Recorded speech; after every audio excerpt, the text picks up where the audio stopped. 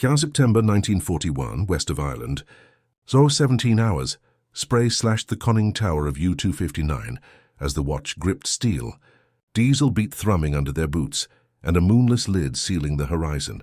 For 2 years darkness had been the Kriegsmarine's shield. Batteries were topped while surfaced, lookouts swept the swells, and the Atlantic felt safely blind.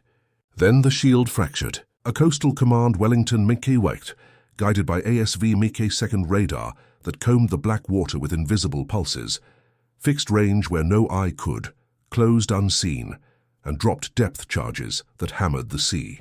The boat lurched, gauges rattled, and men swore engines rose out of nothing, as if the air itself hunted them. By noon, fragments of the attack moved through Enigma signals from sea to shore. The tail threaded through Lorient and Saint-Nazaire, where technicians compared bearings, weather and doctrine, and found no comfort. The next nights confirmed a pattern. Surprise approaches in honest dark, aircraft arriving on lines no unaided pilot could hold. Confidence thinned into alarm. Dönitz's staff pressed test commands for answers. What device could see a surfaced boat beyond binocular range? The search began in chart rooms and workshops, and it leads us back to the earliest promise of ship search radar and the Allied decision to turn pulses into midnight sight, groundwork for every shock that followed. When September 1939 brought with it more than the dull thump of distant artillery. It signaled the beginning of a grinding contest for survival across the North Atlantic. Within days, Type 7 and Type 9 U-boats slipped from harbors at Wilhelmshaven and Kiel, their grey hulls destined for the convoy lanes that fed Britain's industrial heart. Merchantmen laden with grain, fuel, and munitions pushed eastward from Halifax and New York toward Liverpool, guarded by escorts armed with ASDIC, an early sonar that could track submerged steel only under narrow conditions, and depth charges measured in frighteningly finite racks. Night offered the submarines their true advantage. Surfaced beneath cloud cover, the diesel-propelled boats could sprint at up to 17 knots, staging themselves ahead of convoys before diving with the dawn. In 1940 alone, over 1 million tons of Allied hulls were swallowed by the Atlantic, and insurance clerks in London quietly braced for collapse. The British merchant fleet, battered by attrition, shrank toward a threshold beyond which starvation loomed. As the tonnage tally climbed, certain commanders became whispered legends. Otto Kretschmer perfected surface attacks in Black Seas, while Günter Prien's penetration of Scapa Flow in October 1939 stunned the Admiralty. At Bletchley Park, cryptanalysts wrestled with naval enigma keys that shifted beyond their reach, a frustration deepened by German upgrades. Darkness itself was a weapon. Ocean curvature screened silhouettes, and technicians in Hamburg assured their superiors that the low profile of a conning tower was near impossible to detect at range. Britain's radar, still tailored for air defense, offered escorts little comfort beyond a horizon marked by flares and periscope wakes. Food queues lengthened, ration books thickened, and Churchill later confessed that the U-boat peril chilled him more than any enemy army. Yet parallel laboratories in Malvern and Massachusetts began probing higher frequencies, experimenting with radar sets that might paint even a small hull drifting on swell. If pulses could ignore cloud and night alike, planners reasoned, the Atlantic might tilt back toward the Allies. Achieving such clarity demanded transatlantic coordination and bold engineering, a partnership that would soon alter the calculus of the deep dot June 1941 over the North Atlantic. Low cloud peeled into ragged curtains as a Vickers Wellington of Coastal Command swept its search beam of invisible energy across the waves. Inside its cramped fuselage, an operator hunched over a cathode ray tube, watching sharp green blips bloom against darkness. This was the ASV Menke-2 air-to-surface vessel radar, working at roughly a 1.5-meter wavelength. Each pulse leapt outward, struck metal where it broke the surface, and returned with enough strength to paint a faint echo on glass. The wavelength was relatively coarse, but in calm seas could reveal a surfaced U-boat from 15 to 25 miles, a miracle when human eyes struggled to see beyond a few thousand yards on a moonless night. Radomes and stubby antennas bristled from aircraft hulls, turning machines built for daytime patrol into nocturnal hunters. The same sets found homes aboard short Sunderlands and later American B-24 Liberators, whose long endurance covered wide patrol arcs across Biscay and beyond.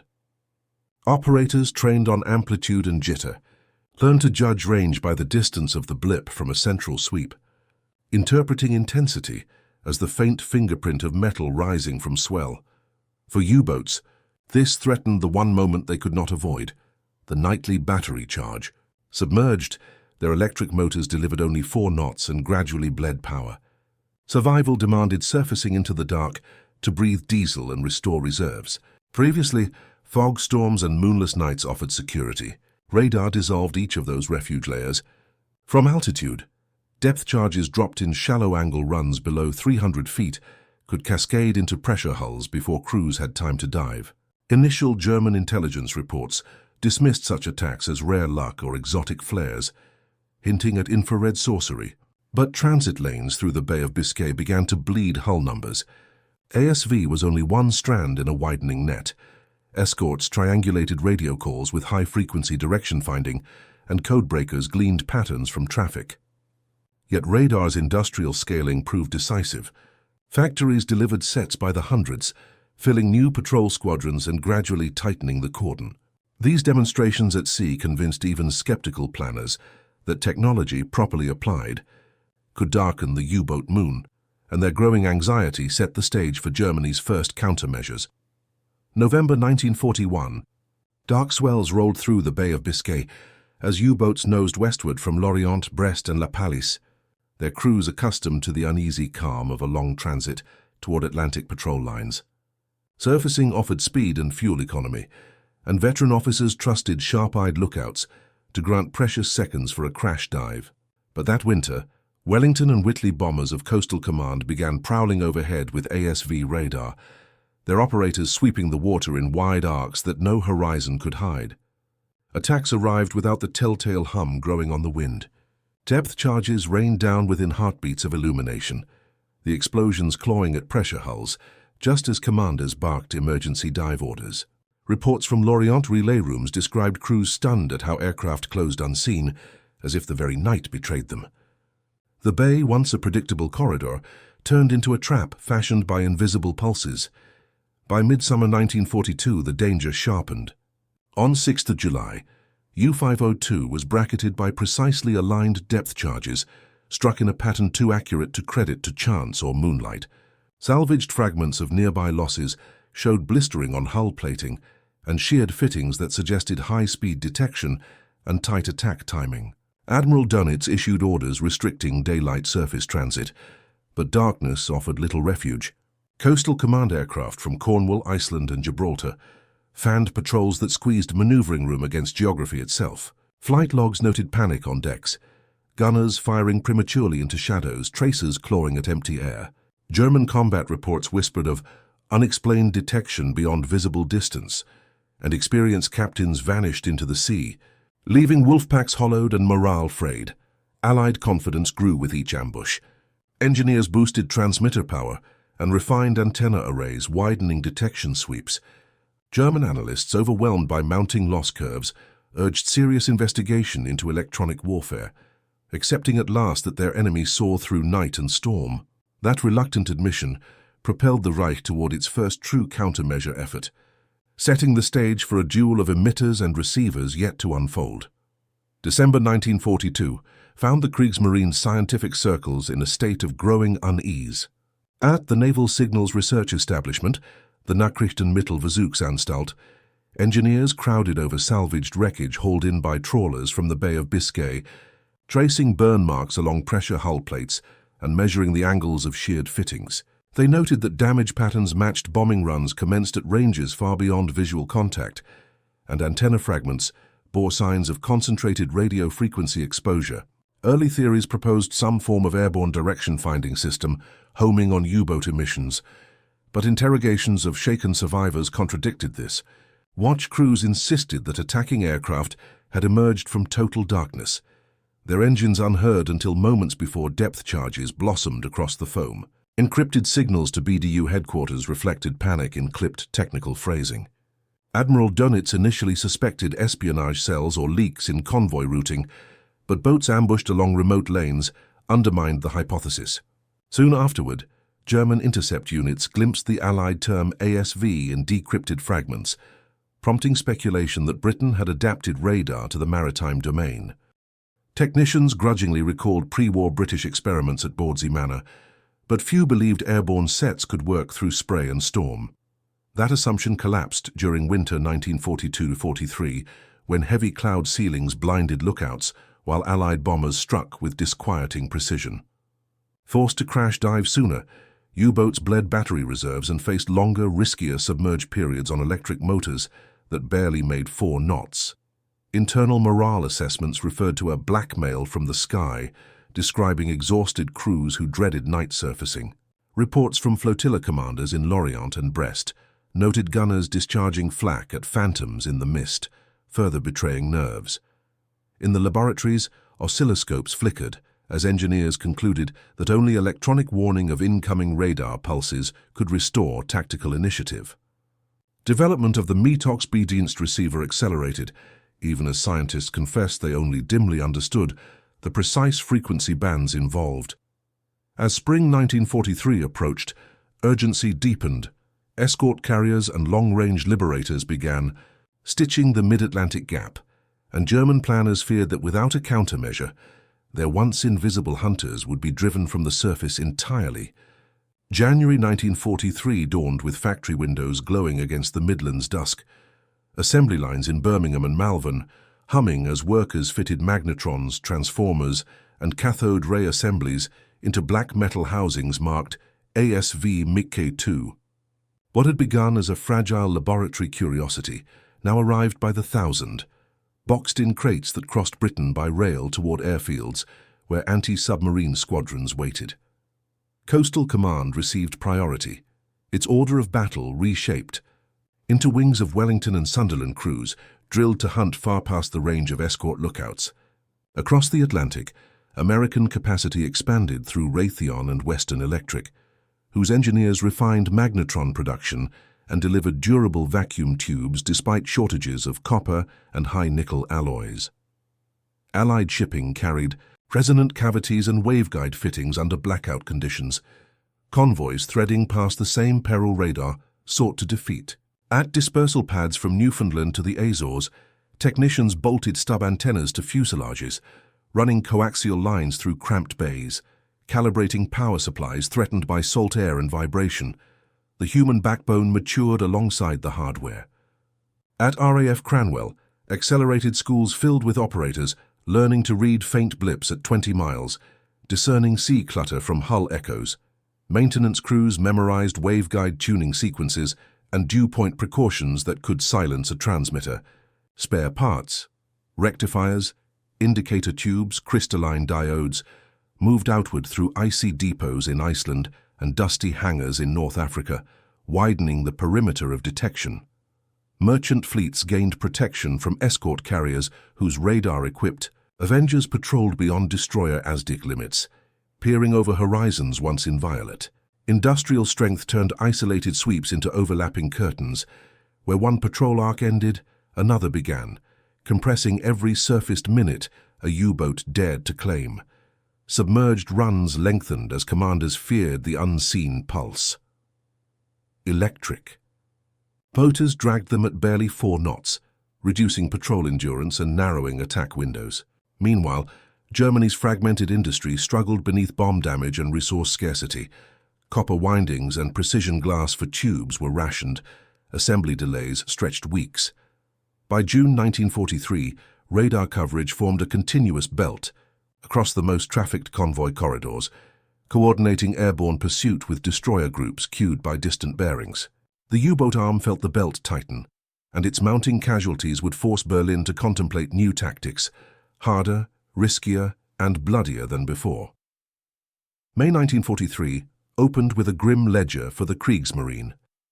Radar-equipped aircraft stitched the skies from Newfoundland to the Bay of Biscay, patrolling the notorious mid-Atlantic gap that once offered submarines a week of respite. Decrypted communications from Bletchley Park routed convoys around wolfpack ambush lines, while escort carriers, HMS Archer and USS Bogue among them, launched patrols armed with depth charges and experimental homing torpedoes. Liberators of Numberphy, 120 Squadron RAF prowled arcs once unreachable. Their ASV sets detecting surfaced hulls at ranges crews had previously dismissed as propaganda. On the water, U-boats preparing to recharge batteries were startled by sudden alarms from the conning tower. Within seconds, bombs churned the sea alongside hull plating, forcing emergency dives that flooded compartments and shredded fittings. That month, 41 boats were lost, nearly a quarter of the force at sea. And German tactical manuals scrambled to revise surfacing procedures, emphasizing the shortest possible battery cycles. Yet even these precautions faltered. Crews who surfaced for mere minutes reported immediate radar contact, sometimes accompanied by flak bursts in the dark, as gunners fired blindly into cloud and rain. Surface escorts, cued by brief radar spikes, closed on fleeting periscope trails, knitting a detection web that turned every minute above the waves into mortal gamble. Casualty rolls decapitated the U-boat arm's most experienced commanders, eroding the institutional knowledge that had once defined wolfpack aggressiveness. BDU headquarters in Kerneval reluctantly acknowledged that the North Atlantic could no longer be contested under existing conditions, ordering a temporary withdrawal to salvage morale and material. In the laboratories, frustration deepened. Metox receivers, tuned for longer wavelengths, offered inconsistent warnings. Engineers suspected that Allied transmitters had shifted to shorter-wave magnetron bands invisible to the wooden antenna loops. Rumors of a successor device, later named Naxos, gained urgency, though prototypes lagged behind battlefield need. Before such counters matured, Allied radar achieved enough precision to dictate the psychological tempo of submarine life. Sleep patterns fractured, surfacing rhythms shortened, and the once silent empire beneath the waves felt hunted even before the first pulse touched steel. October 1943 brought a colder tone to life aboard the U-boat arm, though the machinery had not changed. Radar's influence now drifted through every quiet compartment, settling into nerves instead of steel. Morale officers noted that sailors reported phantom engine noises on still nights, their ears tuned for aircraft that might not exist. Depth charge attacks had once followed a grim rhythm, drops, splashes, detonations, but now they arrived with jarring precision, falling in tight, unnervingly accurate clusters. Fog, cloud, and moonless skies, which earlier had promised sanctuary, offered nothing against invisible pulses sweeping down from altitudes beyond hearing. Surfacing routines shortened to desperate snatches of diesel breathing, draining batteries, and forcing submerged runs at barely 4 knots. On patrol charts, commanders penciled ever tighter arcs, narrowing their ambitions to mere survival. In mess halls, conversation shifted from tactics to rumor. Veterans described radar not as equipment, but as a hunter that could sense fear through cloud and rain. Propaganda leaflets delivered to pens in Lorient and Brest promised new countermeasures, but whispered gossip drowned them out. Lookouts, once proud of keen vision, now felt obsolete. Gunners braced for battles they could not see, loosing flak at darkness for reassurance rather than defense. Junior officers, pressured by the expectation of decisive reactions, began ordering abrupt crash dives that strained pressure hull rivets and damaged periscope seals. Hull stresses accumulated like the doubt in their reports. Above, Allied aircrews rode an opposite wave of mentality. Their radar screens compressed hours of searching into minutes, letting them close on silhouettes they would never have glimpsed with naked eyes. Confidence soared as operators learned to distinguish sea clutter from steel, turning patrols into systematic hunts. Operational tempo accelerated, sorties overlapped, leaving fewer escape windows. Psychology became a force multiplier. Radar denied rest, corroding judgment through exhaustion. Doctrine instructors back on shore saw hesitation creeping into decision trees, captains diving too early, commanders surfacing too late, each wary of phantom detection. These intangible wounds compounded the physical disadvantages of restricted speed and dwindling batteries. By year's end, German leadership acknowledged that the answer lay in new receivers and technologies that could reverse the invisible advantage, snorkels to remain submerged, and detectors tuned for shorter wavelengths. The confrontation now edged toward a new technical frontier, where sensors would clash as fiercely as steel, January 1944 found the North Atlantic transformed by the steady hum of radar sets. Convoys, once forced into erratic zigzags to confuse wolfpacks, now traveled with greater predictability, protected by an umbrella of airborne pulses that discouraged stalking on the surface. Escort carriers operated as mobile sensor hubs, their radar-equipped Avengers ranging far beyond the narrow sonar bubbles cast by destroyers. When a surfaced U-boat left a momentary trace, hunter-killer groups, destroyers, corvettes, and frigates, working in concert with aircraft, could pursue contact across days, handing the chase from radar sweep to sonar ping until depth charges rolled from rails. Allied planners tied these patrol arcs to ultra-decrypts, overlaying signals intelligence with expected transit corridors. As a result, German shipping through the Bay of Biscay withered under incessant air patrols. Supply submarines, the Milchkuh tankers, were PU. Attrition rippled into training schools. Veteran commanders, lost during the worst months of 1943, left classrooms staffed by officers with fewer patrols behind them. New crews lacking mentorship entered combat without the practiced instincts once cultivated over repeated sorties. Radar also enabled early detection of periscope wakes, letting heavy escorts pounce before a firing solution matured. Depth charge patterns grew sharper, informed by radar bearings and range estimates that trimmed minutes off response time. The net result preserved Britain's supply chain, sustaining industrial output and allowing shipping to accumulate for Operation Overlord. Production priorities shifted accordingly.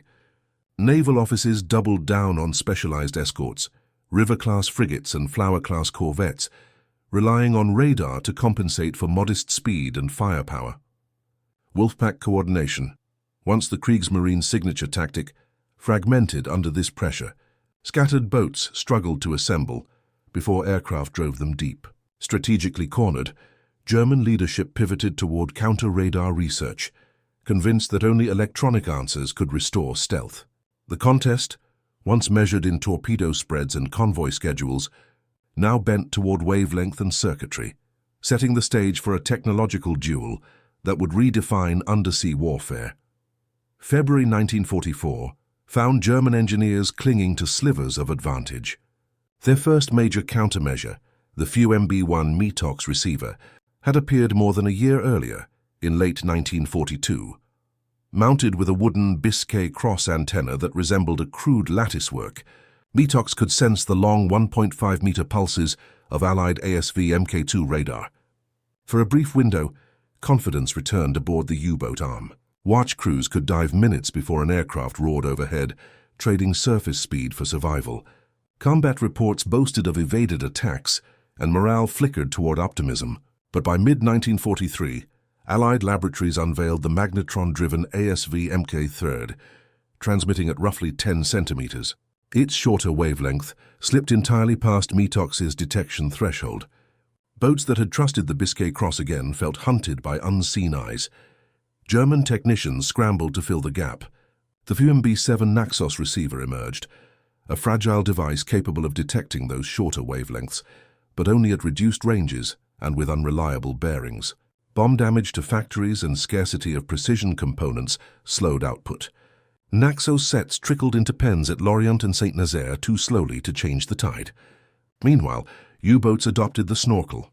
First tested in 1944, allowing diesel engines to breathe while submerged at periscope depth. It promised stealth but imposed new hardships, reduced speeds, vicious carbon monoxide buildup, and constant vigilance to prevent mass broaching in rough seas. Radar, evolving in parallel, learned to spot snorkel heads at several miles in calm conditions. Engineers applied radar-absorbent coatings, but the gains proved marginal, easily offset by sea clutter and operator experience. Desperation steered the Reich toward advanced hulls. The Type 21 Electroboot promised true submerged speed and quiet running, a submarine designed to live underwater rather than merely hide there. Yet production delays, material shortages, and Allied bombing kept the design from mass deployment before surrender. Each German advancement met a quicker Allied refinement. Circuitry, frequency, and masts traded blows in a contest Germany could no longer afford. As the war's final months approached, countermeasure development lagged behind airborne radar's relentless march. Setting the stage for the decisive endgame of the Atlantic campaign, March 1944 found the remnants of the U-boat arms scattering into shrinking seas. Radar-equipped patrol aircraft hunted along the Norwegian coast, down the dwindling lanes of the Bay of Biscay, and across the heavily patrolled approaches to the English Channel. Where once darkness and distance had shielded surfaced batteries, now the glow of cathode tubes and the steady sweep of centimetre-band pulses traced every mast that dared pierce the waves. Escort carriers hovered near the invasion build-up, their swordfish and Avenger sorties riding radar cues to threaten any submarine attempting to lunge at troop transports, massing for Operation Overlord. Boats edging toward Normandy's supply arteries found the detection lines impenetrable. Depth charges and homing torpedoes converged within minutes, forcing desperate crash dives. Losses mounted, and BDU headquarters ordered surviving hulls northward into the labyrinthine fjords of Norway, where steep cliffs promised at least limited approach angles for Allied aircraft. By early 1945, operational patrols had thinned to a trickle. Lone boats skulked near Scotland and Iceland, hoping to catch a straggling freighter. But radar-supported hunter groups, armed now with forward-throwing hedgehog patterns, pounced at the first fleeting echo. Internal memos admitted the truth. Centimetre-wave radar had decisively undermined night surface operations, the foundation of earlier wolfpack doctrine. Training commands expanded snorkel usage across the fleet, but Allied operators learned to separate mast echoes from sea clutter with practiced eyes, and even painted coatings failed to mask the telltale return. Late war designs like the compact tower Type 43 offered slimmer targets, yet escorts tracked their signatures at ranges long enough to coordinate attack runs. Meanwhile, submarine bases at Wilhelmshaven and Kiel buckled under bombardment. Dry docks flooded, workshops collapsed, and technicians lost the stable grounds necessary to refine countermeasure circuits. Supply lines for precision tubes and antennas dissolved into rubble. When Germany's surrender loomed in May, Admiral Dönitz ordered Operation Regenbogen. Surviving crews scuttled their boats rather than surrender them for analysis.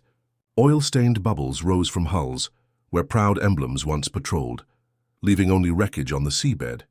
In those dissolving minutes, radar's triumph was total. It had stripped the night from the U-boat, turned concealment into vulnerability, and ushered naval warfare toward a new era in which the invisible pulse would reign. Ahead lay post-war reflection on how the pulse of radio energy, multiplied by industry, had undone a fleet once feared across the Atlantic. June 1945 brought crates of captured radar sets, technical manuals and field notebooks into Allied and newly reorganized naval laboratories, revealing the breadth of the wartime electronics revolution. Technicians dismantled ASV magnetron assemblies piece by piece, tracing waveguides and resonant cavities to understand how short wavelengths had sliced through cloud and spray. Naval strategists, tallying the tonnage saved in convoys that reached Liverpool and New York intact, concluded that radar, not simply escorts code-breaking or convoy doctrine, had been the fulcrum that shifted control of the Atlantic. In the quiet years that followed, airborne maritime radar became standard equipment on patrol aircraft. Microwave bands improved target discrimination, helping operators sift fishing vessels from steel freighters across restless seas. Coastal governments invested in early warning networks, stringing antenna arrays along estuaries and harbors to protect merchant lanes in peacetime. Submarine designers absorbed the harsh lessons of defeat. They streamlined hulls, cut down conning tower profiles, and recessed masts to reduce reflective protrusions. Diesel-electric boats retained snorkels, but the doctrine that once demanded nightly surface charging dissolved. Training academies added electronic countermeasures beside gunnery and navigation, teaching cadets to interpret threat envelopes of radar illumination as instinctively as they once tracked periscope bearings. Former German engineers, now poring over post-mortem reports, acknowledged that radar had collapsed the surface attack model that wolfpacks once dominated and exposed vulnerabilities long concealed beneath moonlit waves. As the Cold War dawned, destroyers and frigates sailed with integrated sensor suites, air search radars married to surface sets, augmented by electronic surveillance gear, all tracing ancestry to the early ASV breakthroughs. Their pulses regulated maritime surveillance, guided search and rescue missions, and enforced fisheries and territorial laws. Beyond wartime tonnage charts, radar's legacy rippled into international shipping standards, coastal sovereignty, and oceanic safety. It had shown that invisible energy could corrode doctrine, shrink oceans, and bend strategy toward the sensor rather than the gun. These long echoes, fear, adaptation, and memory, carry forward, shaping naval thought long after the last U-boat sank beneath the Atlantic's cold swells. April 1946.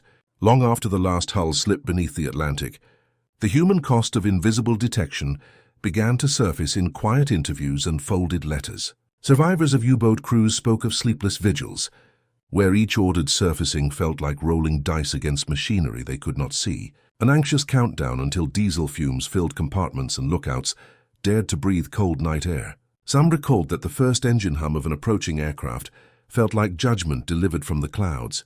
Intercepted letters archived by Allied intelligence revealed desperate handwriting, wives pleading for safe return, parents promising to light candles until war's end. Yet on the other side of the radar screen, burdens gathered as well. Operators who sharpened their skill at reading faint green blips understood that each brightening pulse might condemn dozens within seconds. Depth charge runs, executed with precision learned through repetition, ended abruptly, leaving silence that lingered in memory. Allied crews balanced that weight by reminding themselves that every convoy saved preserved thousands of civilians from hunger and cold. Mathematicians, engineers, and radio physics students, once anonymous in lecture halls, rose to unexpected prominence. Their waveguide calculations and magnetron assemblies became instruments of survival, granting legitimacy to disciplines once dismissed as academic curiosities. In later decades, museums mounted cathode ray tubes and lattice antennas behind glass. Their dull glow became shorthand for a turning point that broke the night's monopoly. Veterans recounted the eerie satisfaction and unease of watching a distant blip stabilize into certainty, a moment that crystallized both duty and consequence. Post-war memorials honored merchant sailors who vanished with scarcely a minute's warning, and submarine crews entombed in steel coffins on the seabed. German veterans admitted that decades later they still woke to phantom aircraft engines, dreams patterned by the chorus of sonar pings and depth charge blasts. The memory of radar underscored a broader truth. Warfare now stretched beyond the reach of unaided senses, where invisible eyes claimed the advantage once ceded to darkness. As recollections faded and uniforms yellowed in attics, the technology's legacy endured, teaching that the night can betray those who trust it most, and preparing us to close with reflection on fear, adaptation, and the shadows left behind. June 1961. Mist settled over the abandoned submarine pens at Lorient and Brest, where pigeons perched on cracked concrete and brackish water lapped against silent docks. Veterans returned in small groups, staring at empty berths that once promised safety behind steel and shadow. They remembered the night as a trusted ally, a cloak that radar quietly untied.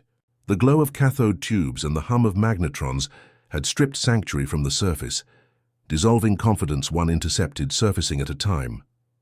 Across the channel, Allied radar operators walked museum corridors where antennas gleamed behind glass. They felt pride tempered by humility, aware that the faint blips they once traced spared convoys destined to feed cities and armies. Historians would later write that radar did not simply detect metal, it exposed assumptions. Darkness, once unquestioned shield, became liability. For German submariners, each surfacing in those final years felt like a wager against invisible waves, a breath stolen before engines and explosives fell from unseen heights. Industrial planners, tacticians, and engineers saw doctrine bend beneath the strain. Strategy tilted toward physics, away from superstition, and morale buckled where certainty once stood. Radar's pulses rippled across production lines, operational charts, and the quiet psychology of crews folded into steel tubes. Now the Atlantic swells gently over forgotten wrecks, their hulls resting beneath layers of silt. Above, calm waters reflect a lesson preserved in rust and memory. Warfare evolves when technology outpaces tradition. Radar's quiet brilliance rewrote the sea's oldest rule, ensuring hidden hunters could no longer trust the dark alone. Its legacy lingers in distant echoes, whispering that even the deep must answer to signals from the sky.